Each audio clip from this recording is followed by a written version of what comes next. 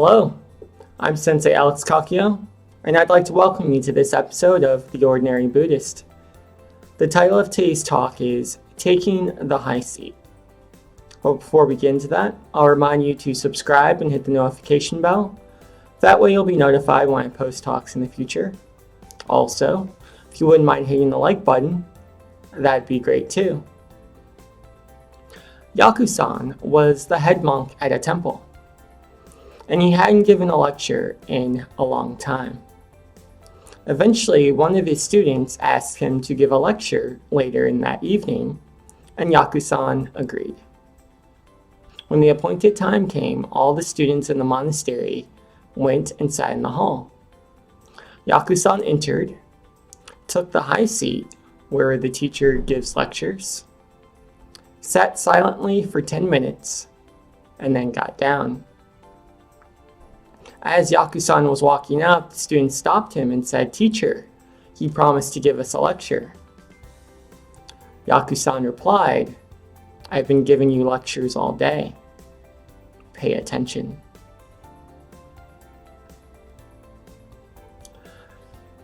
So, the Sutras tell us that there are 84,000 ways to learn and practice the Dharma.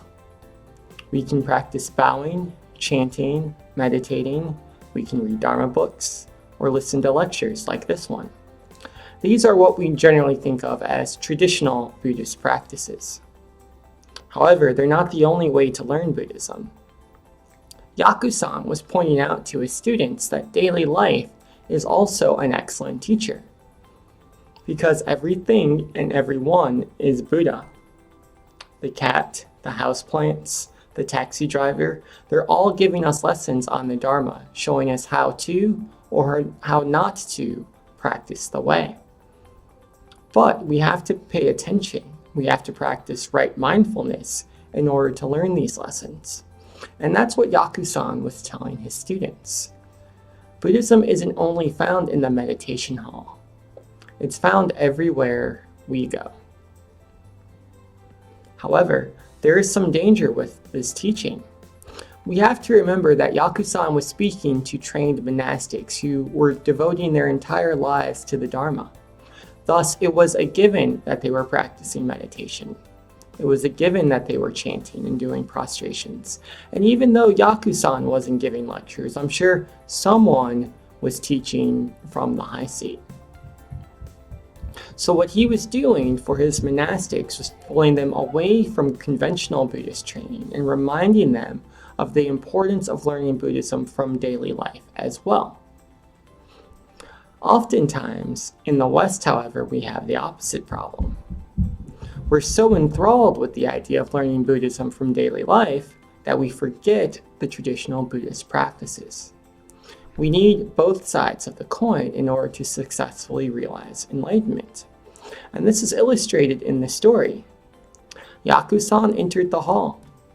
He took the high seat. This symbolizes the traditional Buddhist practices. Then he got down and he left the hall, which symbolizes daily life. And it's the same cycle that we must do as well as Buddhist practitioners.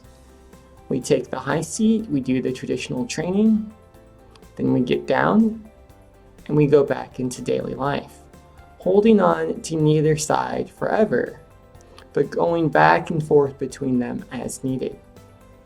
And it's this constant cycle between the conventional and the absolute, between traditional practices and daily life, that helps us to realize enlightenment.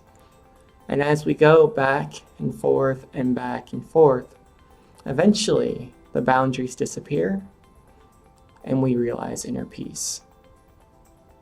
Amitabha.